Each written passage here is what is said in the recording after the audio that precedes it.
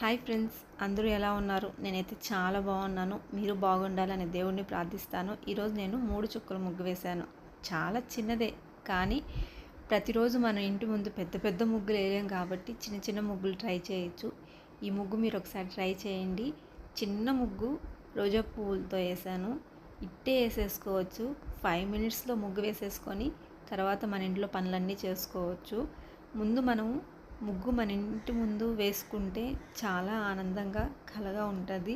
ఎందుకంటే లక్ష్మీదేవే ముగ్గు కాబట్టి ముగ్గు చూసే మన ఇంటికి లక్ష్మీదేవి వస్తుందని పెద్దవాళ్ళు చెప్పారు కాబట్టి అందుకే మనం ఉదయాన్నే లేచినప్పుడు ఫస్ట్ పని మనం చేసేది ఏంటంటే బయట కల్లాపు చల్లి ముగ్గు వేయడమే.